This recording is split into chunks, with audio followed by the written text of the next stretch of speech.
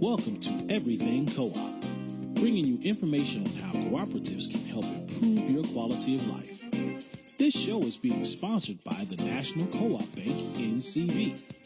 The NCB is dedicated to strengthening communities nationwide for the delivery of banking and financial services for the nation's cooperatives, their members, and other socially responsible organizations. For more information on the power of community ownership, visit ncb.coop. That's ncb.coop. Now stay tuned for your host, Vernon Oakes. Good morning, everybody. This is Vernon Oakes. Welcome to Everything Cooperative. This morning we are in Birmingham, Alabama, celebrating the Federation of Southern Cooperatives' 51st annual meeting. And in the studio, if you will, right here with me is Cornelius Blanding, who is the Executive Director of the Federation. Good morning, Cornelius. Good morning, Vernon. And how are you today? Better than I deserve. So first, for people that don't know about the Federation of Southern Co-ops, what is the Federation of Southern Co-ops? The Federation is a nonprofit cooperative association of black farmers, landowners, and cooperatives all around the South. The Federation was founded out of the Civil Rights Movement back in 1967, so we're a 51-year-old organization that primarily works around three themes, if you will: cooperative economic development, land retention, and advocacy. So really working in rural communities and rural black communities, but in all communities, domestically and globally, trying to connect people, trying to connect farmers, trying to connect communities to have control and have sustainable communities.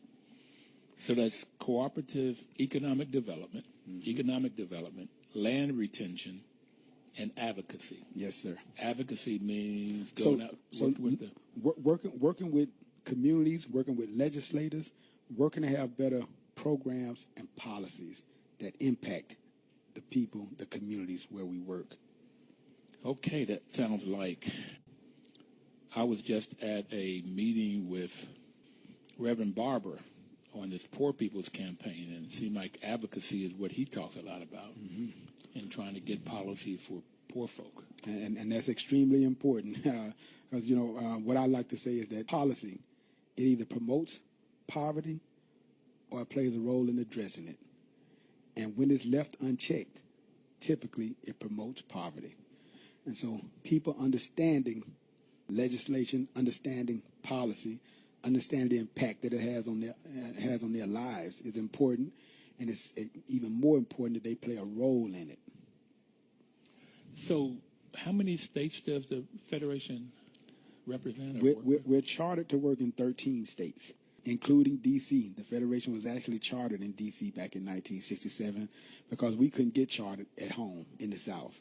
And it still is almost impossible to get for an organization like the Federation to be chartered now. But we work in 13 states. We're chartered to work in 13 states. But we have representation. By representation, I mean board representation, network, and a membership in about 9 of those states. But we truly dig in and focus on about 6 of them. And I say that because that's where we have staff, a board member, and our strong network of partners. And so that's where the bulk of our work really happens. And what are those 6 states? Alabama, Georgia, Mississippi, South Carolina, did I say Florida? No. Louisiana, and Texas. Okay, that's 7. That's that, well, and 7 then. Okay. Okay. And so we've been growing. Alabama, Georgia, Mississippi, South Carolina, Louisiana, Texas, and there's one more. I don't have mine. I don't have them. Did I say Florida? Did we get Florida? Yeah, that's what that is. That's in Florida. And there's a lot more action that's starting to happen in North Carolina also. So it probably would be 8. So we're getting we're growing. We're reaching out further, and more importantly, a lot of folks are coming in. At this annual meeting where we are, Vernon, you'll probably see representation from a lot more than that. And so just the challenge for us is trying to figure out how do we spread ourselves that thin where we can do the work. And so we depend a lot on our board members, our membership, volunteers, our partners, these networks to get this work done, and trying to figure out how do we coordinate that work so it's effective is one of our biggest challenges. So how do you measure how effective you are? Because this economic development, this co-op economic development, land retention, advocacy, I guess you could say in advocacy, you could look at what kind of policies and programs you've got created over the years. Land retention, are you helping people to retain their land? Yes. Are they still losing it? And then what kind of economic development, what kind of co-op economic development? You have more co-ops being developed, you get bigger? So let me point to a couple of things specifically. Okay. So around land retention, the basis of it is about, and unfortunately, it was about starting in a place where we stopped the bleeding. And by that I mean this. There's some statistics that came from the statistical services from the census. In 1910, there were roughly about 218,000 black farmers owning about 15 million acres of land. Before the turn, wait a minute, that's 15 million acres of land. In 1910, that was the peak of black land ownership. Okay, did folks get that by 40 acres in a mule? I don't think we ever got our 40 acres in a mule. I know we did. How did they get 15 million? Our people were very enterprising, and we have a rich history. We have an infrastructure. We have a basis, a foundation to build upon. But unfortunately, there have been so many things that have come into play that have forced the loss of that. So in 1910, that was the peak. But by 1992, before the turn of the century, there were only 18,000 black farmers, roughly, owning about 2.3 million acres. So you see the decline in the number of farmers, black farmers. You see the decline in land ownership. And that matters. That makes a huge difference because we own less and less of this country. We're less and less involved in the environmental aspects of this country. So things are happening to us and not coming from us more and more. And it matters.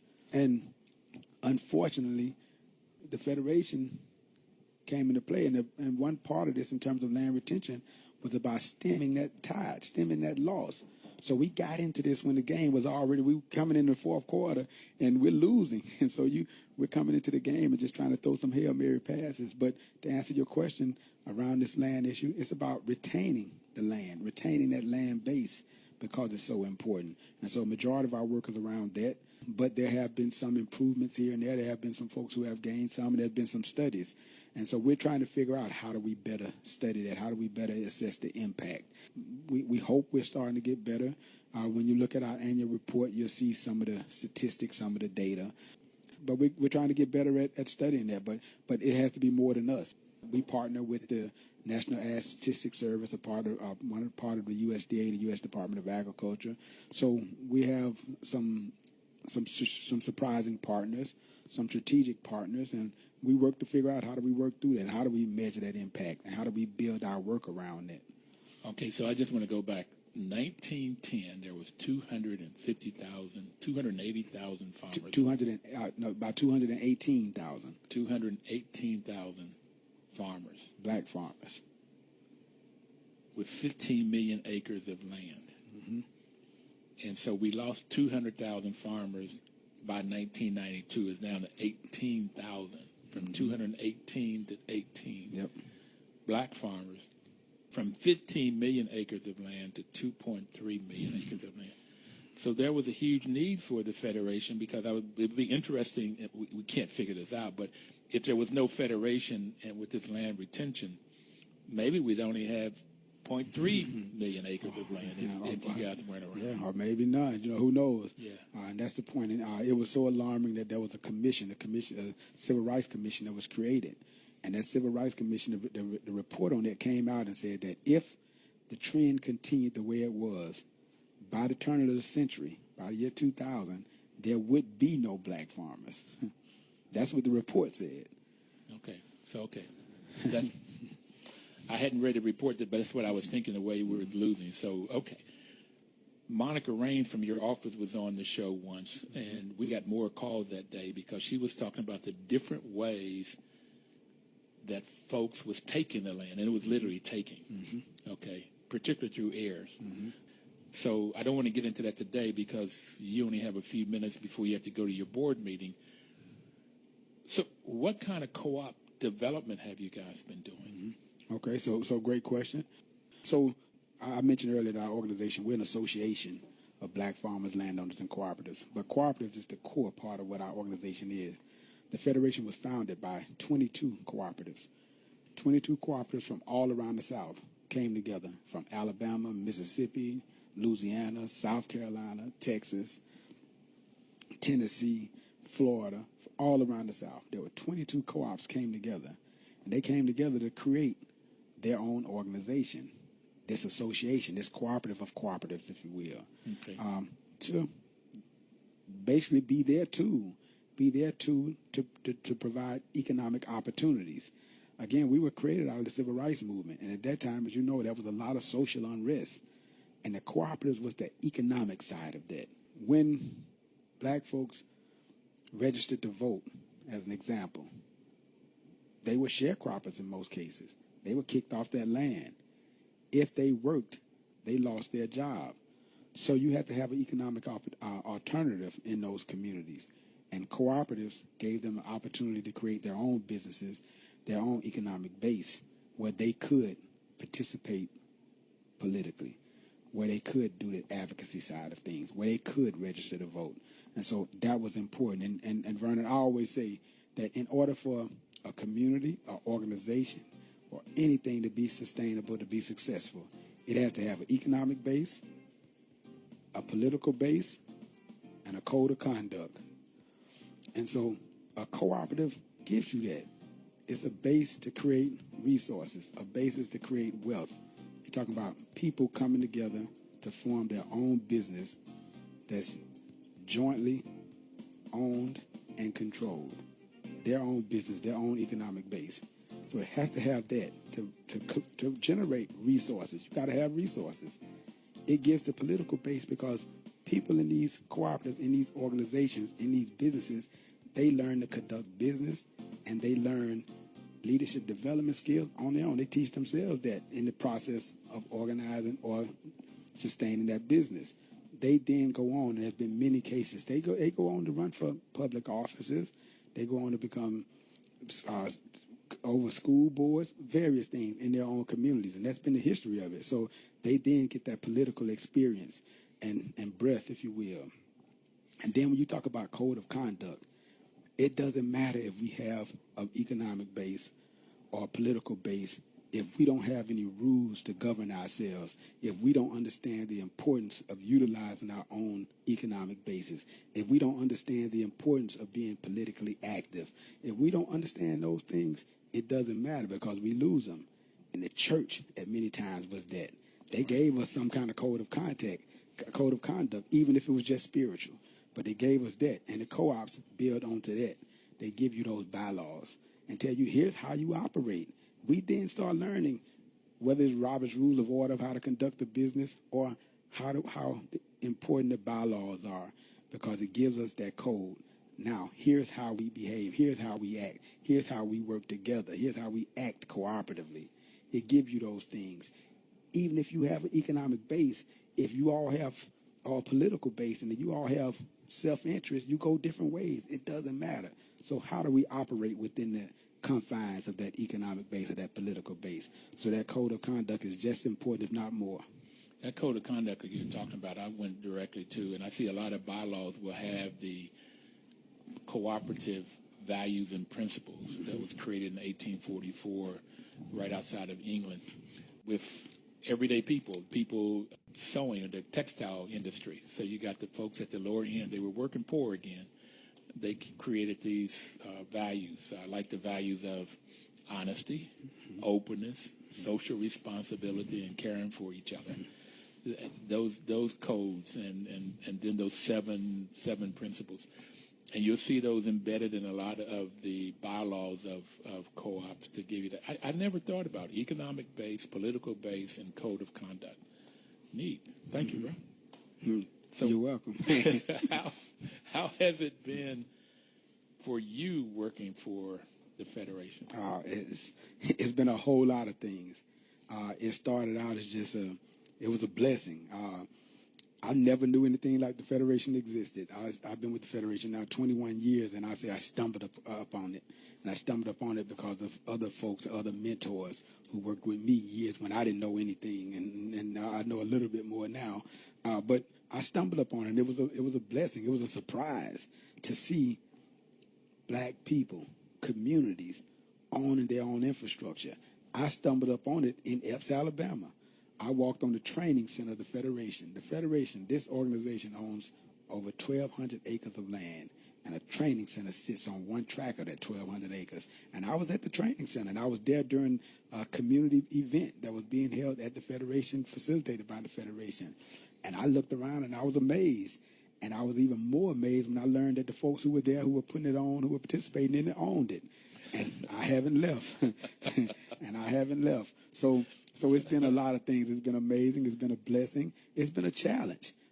But when you love things, the challenges are worthwhile. You sometimes wake up in the morning looking for the next challenge. Right. And that's where I find myself a lot of times with the Federation. But, hey, it keeps me moving. It keeps me in check. It keeps me humble. And it gives me the opportunity to serve. And that's what my grandmother and my mother always told me, that if you're not serving, you're not doing anything. All right, brother, caring for one another. So I'm looking at your financial statement. You have assets and you have liabilities. And it looks like you got more assets than liabilities. And my job is to make sure we always have that. And assets are what you own, and liabilities is what you owe. Mm-hmm. And unfortunately, too many people in America owe more than they own. Mm-hmm. And they call that a negative net worth. And some people think if you don't have any net worth financially, you're not worth anything. Mm-hmm. And they treat you that way. Yeah. And unfortunately, that's what too many politicians and folks in power would treat everyday people, like they are a problem and not that poverty is a problem. So it's like, how do you help those everyday people in the Federation get a net worth, a positive net worth? Mm-hmm. And so, and let me make one very important distinction, and it's really not about me helping them. It's about what the Federation is about, a group of people helping themselves. And they've hired me to carry out those wishes. So my job is to go out and find out how to do the things they want to do. My job is to help find the resources to do the things they want to do. So, and the Federation is no different than many people in this country and in this world. They know how to help themselves. They just need the resources to do so. They need some assistance to do so. They need some technical advice or knowledge to do so. And unfortunately, they don't usually have the resources to hire those kind of folks. It's no different than everybody else in this world that do. They hire their own lawyers. They hire accountants. They hire expertise. They hire judges. They hire politicians. And so you know, how do we group our resources to do the same? And that's what the question is, and that's what the Federation is. And sometimes I wake up and realize the Federation is bigger than I even know. And it's a blessing learning more and more about it every day and being a part of it.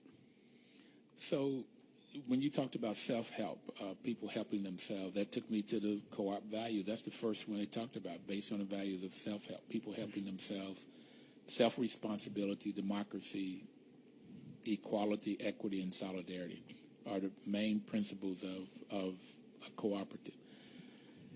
I guess then the reason for this program, the reason the National Co-op Bank is sponsoring this program is to get more people to know about co-ops.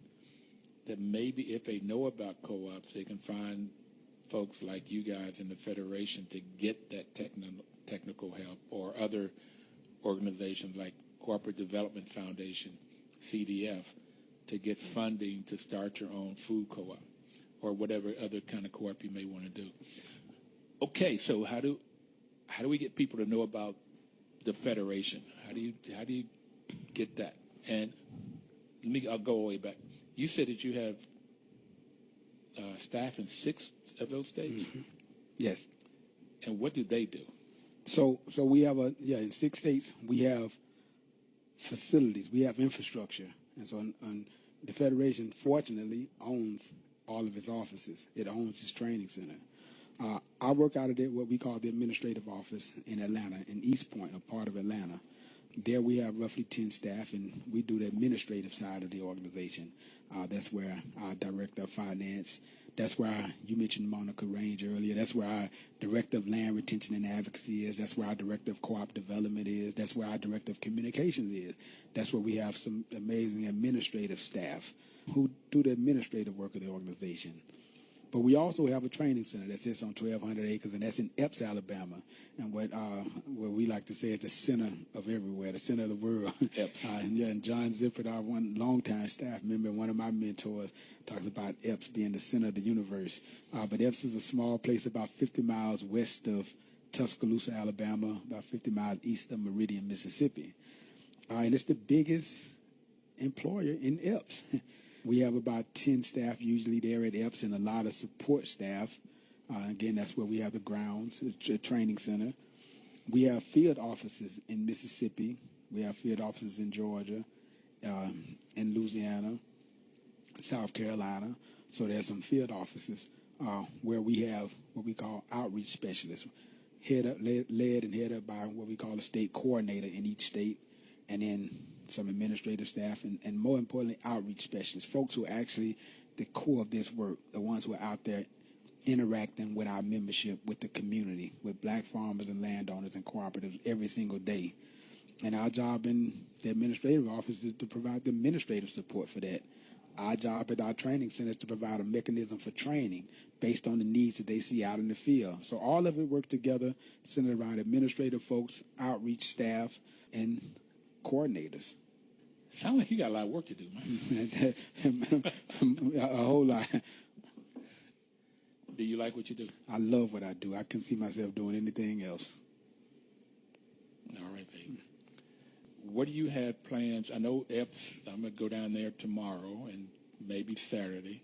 So you have training down there. You have a dinner tonight. Mm-hmm. And you're honoring Ralph Paige? Yes, sir. So thanks for asking. So we're celebrating our 51st anniversary. Last year was a milestone for us, and we did it big. Okay. So we're celebrating our 51st anniversary. We have our annual meeting every year. The business meeting is the third Saturday of August. So that's our fiscal year. But the organization meets, the whole organization meets every year in August. Third week, basically, around the third Saturday. So tonight, Thursday, we'll start off with board meetings where business of the organization is conducted on the board level. We have what we call our Estelle Witherspoon Lifetime Achievement Award banquet, where we honor somebody who's lived a lifelong life of service, if you will. And this year we're honoring one of our own, our former executive director, my predecessor, my mentor, my friend, Ralph Paige. Ralph Paige served the organization for 46 years. And he served as the executive director for 30 of those 46 years. He was the second executive director of the organization. His predecessor was Charles Prejean. And I'm the third full-time executive director for the organization. So in the 51 years, you've had three executive directors. And there's been a couple of folks who played some huge roles in terms of filling the void in the gaps, doing things, but three executive directors for the most part. And Ralph Paige was the second. He passed a couple of weeks or so ago. We're honoring him posthumously with the Estelle Witherspoon Lifetime Achievement Award.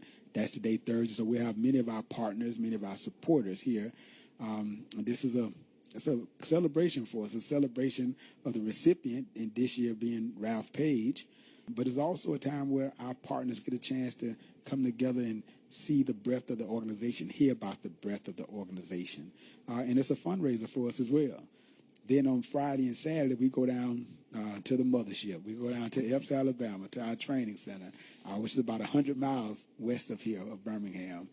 And we start out Friday with some conversations with USDA. We usually have a USDA panel that consists of every agency within USDA. And they talk about their programs, about their agencies, about their work. And more importantly, they interact directly with the membership, with the farmers, with the landowners from all around the South, and many other partners. And there's conversations, there's tough questions, there's honest answers, there's conflict, there's rejoicing, and we finish the night with a fish fry. So we know that we're all still friends. We just got to figure out how do we do this work together, because at the end of the day, what's at stake is this country. And we collectively, and especially we black people. We have to play a role in the progress of this country as well when we start talking about the natural resources, the air, the water, and the soil. So we learn that, we understand that, and we understand what our role is and that we're a part of this. And when we understand that, when everybody understands that, then we all get into the fight to make sure we save that black-owned land, to make sure we stop that decline, because it's important. We got to have a stake in this country, and we have a role to play. But we end Saturday with a business meeting, with our annual meeting with the membership, with what we call state caucuses. It's the crux of this organization, where each state cuddles up in their own corner, and they talk about what this organization needs to do for them, what it needs to continue to do, what it needs to change, or whatever. They talk about the problems, and our job as a staff to listen. And we find out and we take that, and those are our marching orders for the next year. And we're in, and I give my message as the executive director to the membership. But that's our weekend. It's our 51st anniversary. Washington, D.C.'s News Talk, 1450 AM WO at 95.9 FM.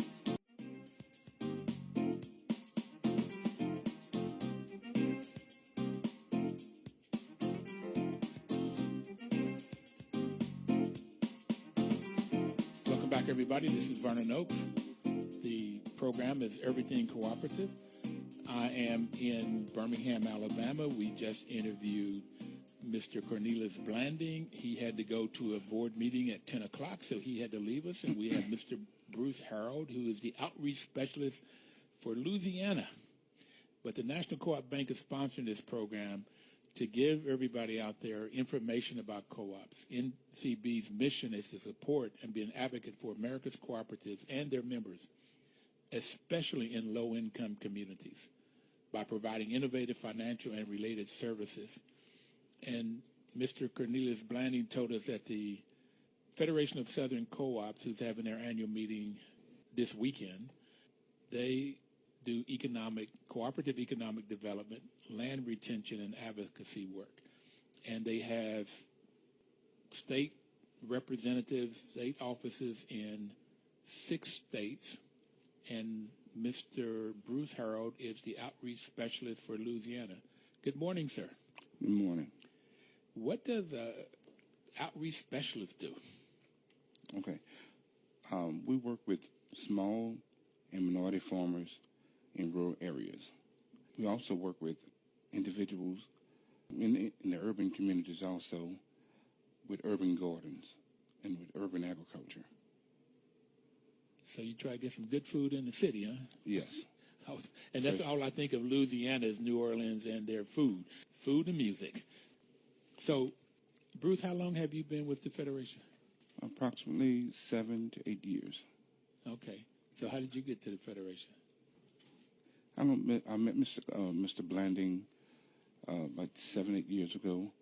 He was working on a pilot program with cooperatives in Louisiana, and he asked me would I be interested in joining the Federation, and I did my some homework about the Federation, and I joined.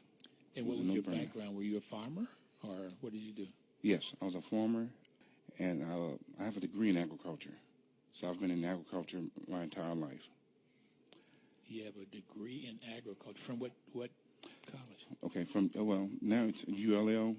When I got my degree, it was the University of Southwestern Louisiana, USL. Mm-hmm. Now it's ULL, University of Louisiana in Lafayette. University of Louisiana in Lafayette. Okay, in yes. Lafayette. Mm-hmm. Okay, in agriculture, where do you guys learn how to milk a cow? No, I never milked a cow. Okay.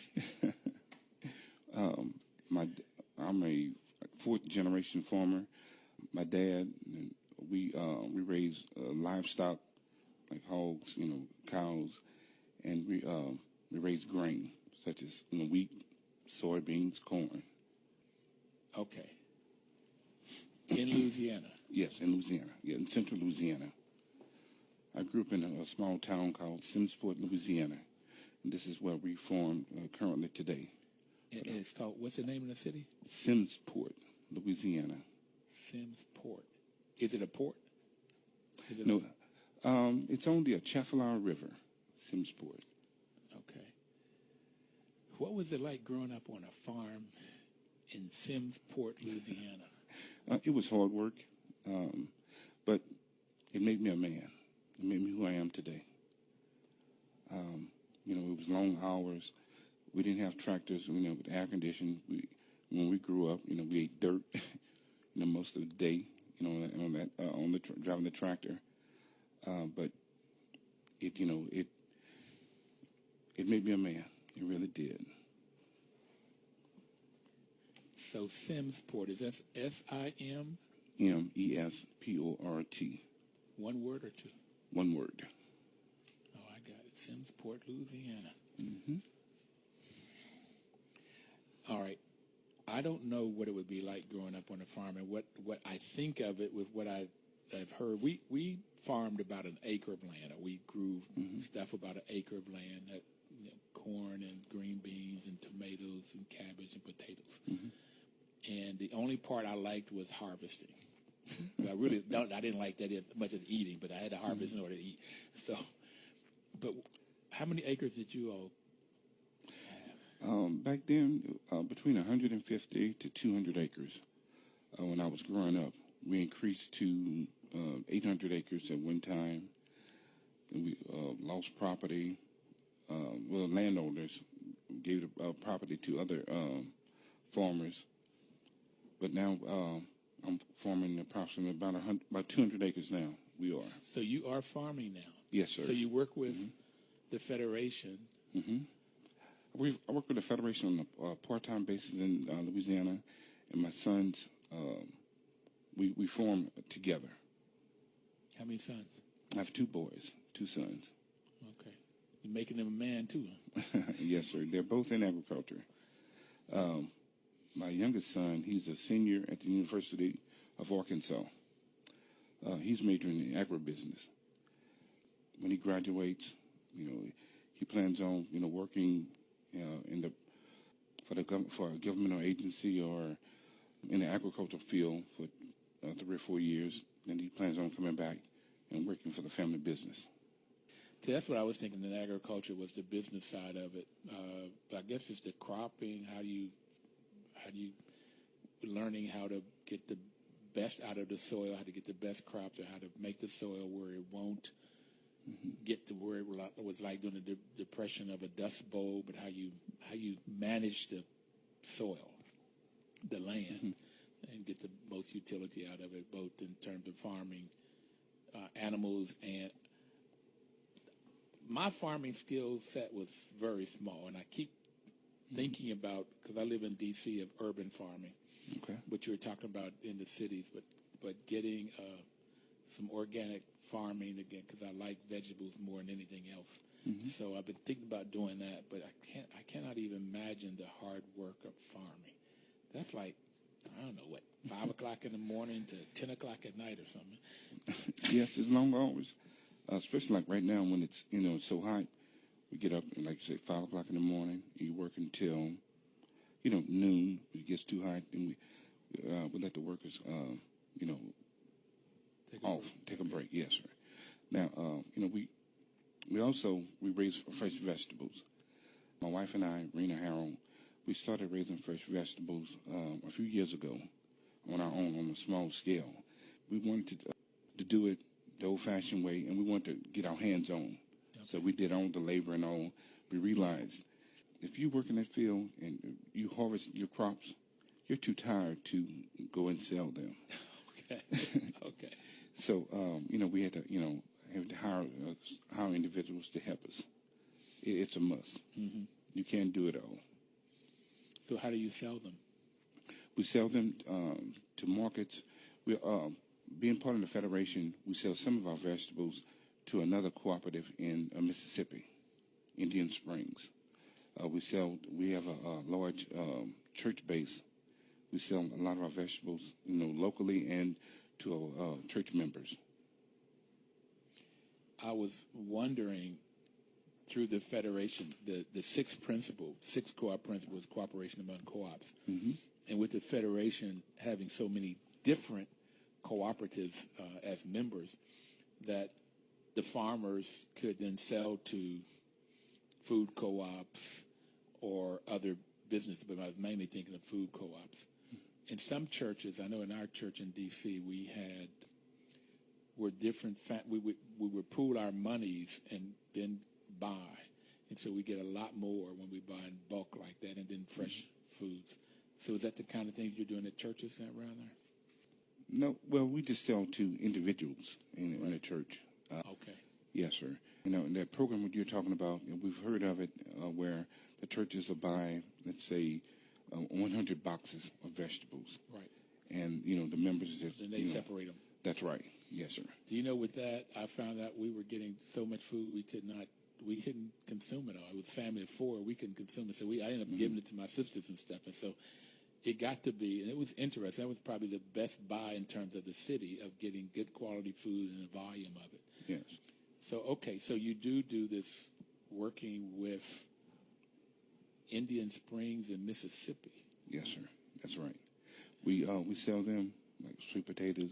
Right now we're selling okra and purple herb peas. We buy all of our watermelons from them each year.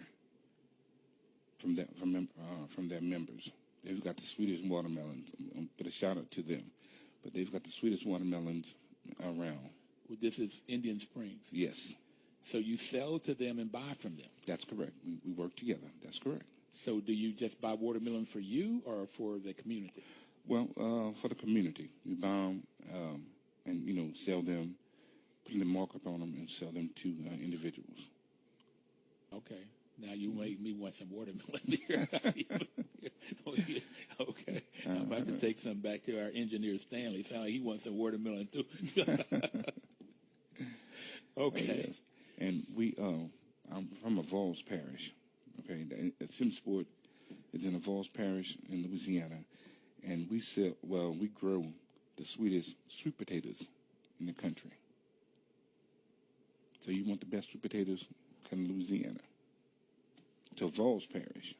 They may sell them they may grow them in other areas, but a Vols parish has the sweetest sweet potatoes. You have any sense, and I'm being a little scientific, but why? What is it about the soil? The soil. Yes, it's the soil that it grows in. I don't know. Okay. They're sweet. So I drove down here because I stopped in North Carolina, and so I'm in Birmingham, and I'm going to Epes, but you're making me want to go on to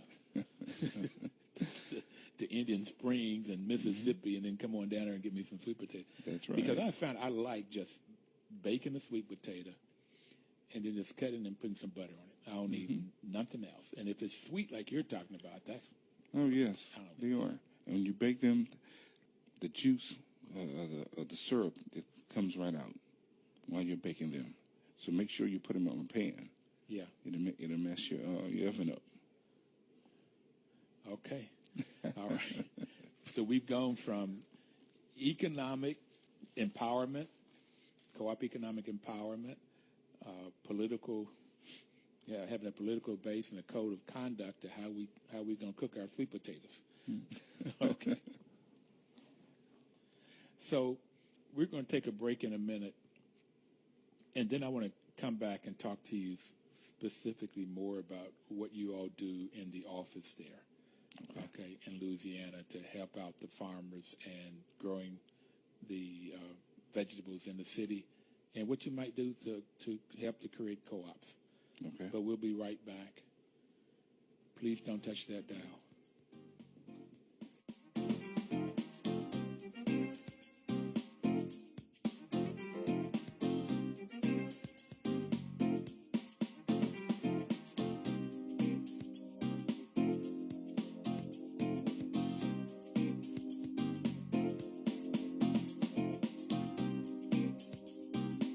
Washington, D.C.'s News Talk, 1450 AM WOL and 95.9 FM.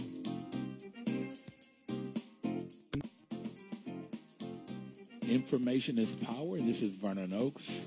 We're bringing you information about this co-op economic development, the different ways that cooperatives can help a community, an individual, a family to get economic power.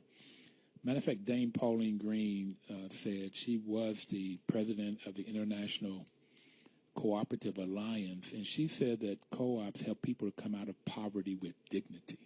And I really have liked that, with the dignity, not only coming out of poverty, but learning about how you manage a business and how you manage relationships. And then this learning process is where people get that dignity. And this is why WOL makes a great partner, because they know that information is power.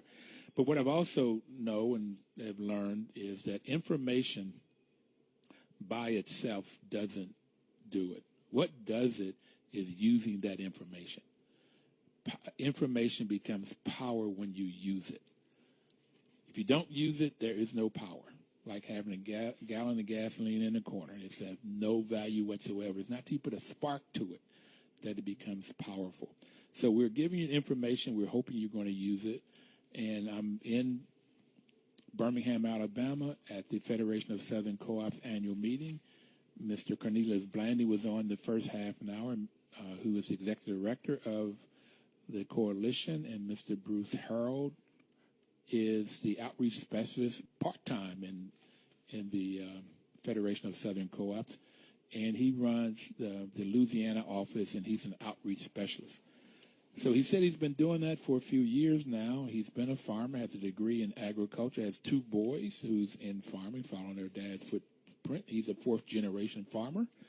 So they've been doing this thing for a minute in Louisiana in the South, and they've been through a lot. He didn't have to tell me this. I already know it. He a black man in America for 4 generations, so they've been through a bunch in Louisiana and the South. But it sounds like they're doing well. They've managed as much as 800 acres, raising hogs and cattle and grain. So, Mr. Harol, would you tell me and the folks that are listening some examples of the farmers that you're helping and what you do as the Federation to help these farmers? Okay, yes. In the past year and a half, I held workshops in the urban areas of Louisiana, in New Orleans and Baton Rouge. It was a program to let the individuals who had a desire or want to farm, to tell them about the urban agriculture program that initiative that they had at USDA Rural Development. They could they could qualify for a high tunnel, which it's similar to a greenhouse, but in a greenhouse you grow your plants and you raise your plants in pots, on tables and what have you. But in the high tunnel, it's a covering, but you're forming the soil. You're growing the plants in the soil. Okay. And individual, they can qualify to up to it was like $20,000 to get a high tunnel. You didn't have to own the property.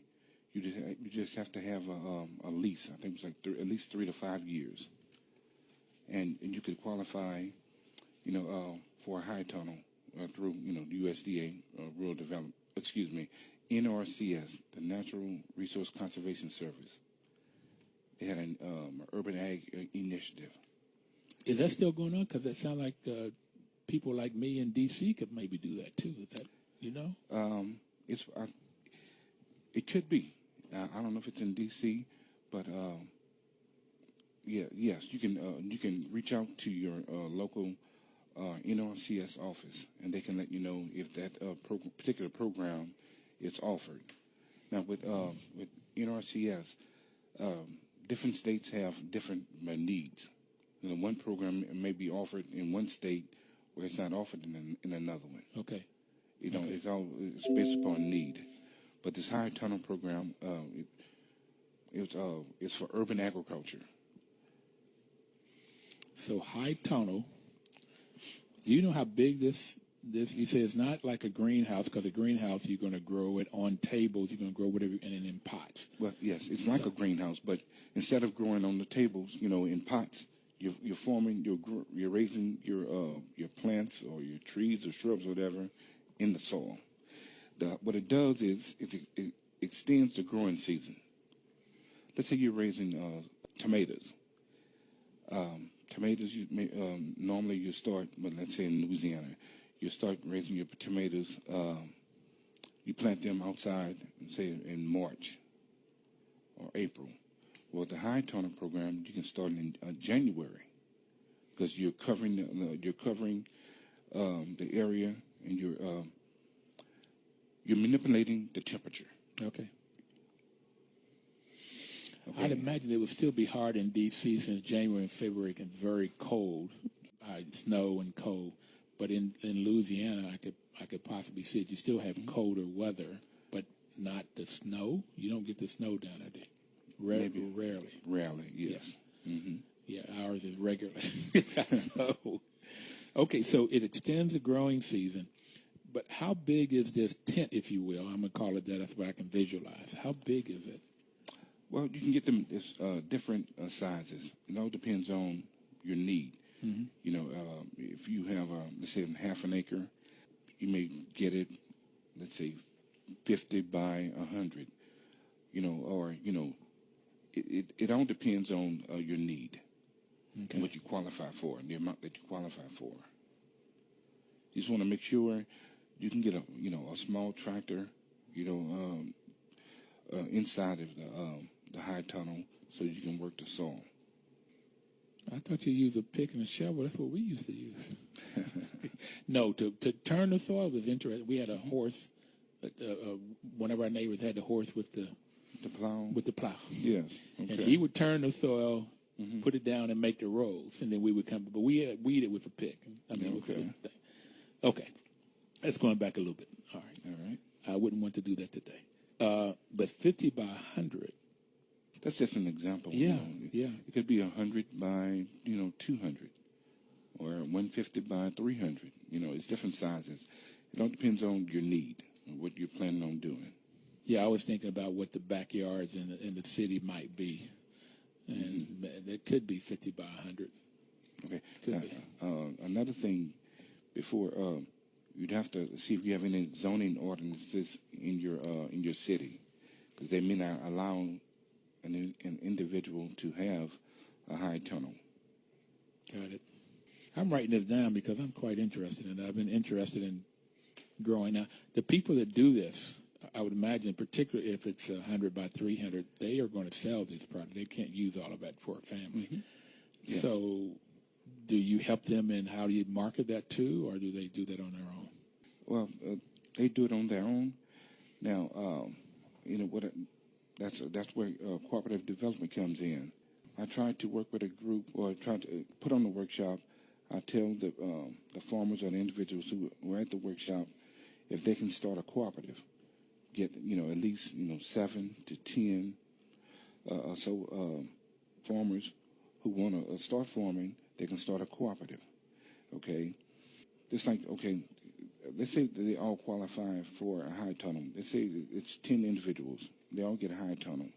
Okay, instead of each one of them buying a small tractor, well, if they're part of the cooperative, they can buy one tractor and they can share the tractor. Got it. Or the equipment. That's going to help them on their cost. They can buy seed in bulk, which will help with that cost also. Okay. So I just got a note from our producer, Pat Thornton, that you need to talk up a little bit. I turned you up a little bit. Okay. We were both low. So if you get 5, 6, 7 people that want to do this, now, there is a young lady in D.C. that's using part of the land of one of the colleges, universities up there, and she's created a farm, and then she's packaging it and selling it to people, and they've created a co-op where the individuals that buy it belong to the co-op, and they're similar to the church thing I was telling you about. Yes. So that every week they get bags of vegetables depending on whatever she's harvesting, and that seems to be going quite well. Mm-hmm. Okay, so there's different ways of doing it. That's right. Okay, let's say this cooperative of these 10 farmers, they can get together, they can market their products initially as naturally raised. They can't say that it's organic, because you have to have that certification.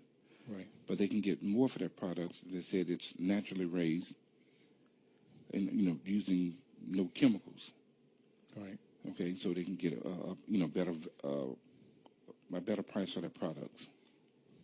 So, do you like what you're doing? And you said this farming was hard work that made you a man. Do you like farming? Do you like this work with the cooperative, the Federation of Southern Cooperatives? No, sir, I don't. I love it. You don't like it, you love it. Okay, yes, sir. Okay. And again, my boys, they're following my footsteps. They're gonna be. They want to farm, and they want to do what we do, what I do, helping other farmers and young men in agriculture. And so you followed your dad followed his dad followed his dad. Yes, sir. 4 generations. Yes, sir. Thank you for listening, and please have a wonderful, wonderful cooperative week. We'll see you next Thursday. Washington, D.C.'s News Talk, 1450 AM WOS and 95.9